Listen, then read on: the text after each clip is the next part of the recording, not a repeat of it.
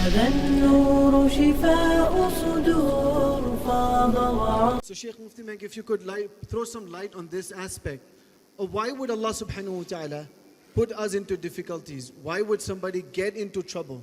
The question here is about why would Allah put us into difficulty if He is so merciful? And in order to answer that, I can give you a few examples, because with these examples, we will be able to relate it to our own lives. Number one, how many of us have been far from Allah, very far from Allah, and suddenly we lose a job, and we have so much to pay in terms of installments, maybe for something we have purchased, or maybe we have some commitments, rentals, etc. And we realize at a certain time that, you know what, I need another job very urgently, and I don't have this job, and we start rushing from pillar to post with Allah still outside the equation. And a time comes when we realize our helplessness, and then we change our lives, we make dua. For the first time in our lives, we actually say, "Oh Allah." Now, all of that was the mercy of Allah. If it took a big problem of losing a job to bring you all the way to come closer to Allah and to call out to Him for the first time, wasn't it worth it? So now you call out to Allah and you still don't get the job and you still have difficulty. You have to have hope in Allah. You will now start perhaps praying 5 times a day when you didn't pray 5 times a day, because this problem gave you the opportunity to consider yourself and where you are standing.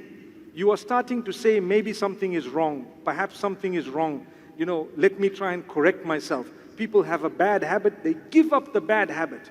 People have addictions, they give up the addictions and they come back to Allah.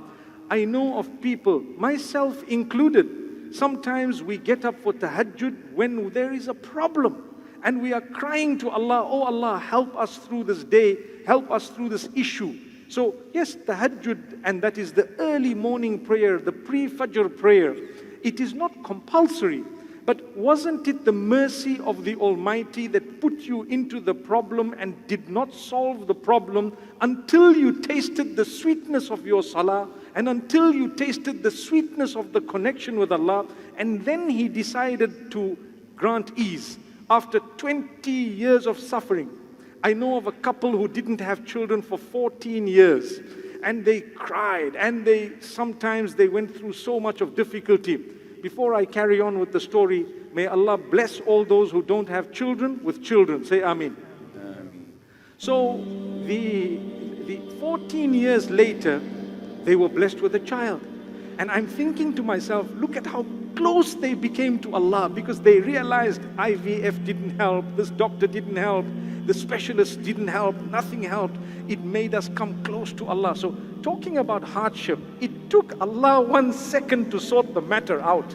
But in the process, He gave you the opportunity to come so close to Him that had it not been for that problem, perhaps you would not have come close. So that is the mercy of Allah. Barakallahu feekum.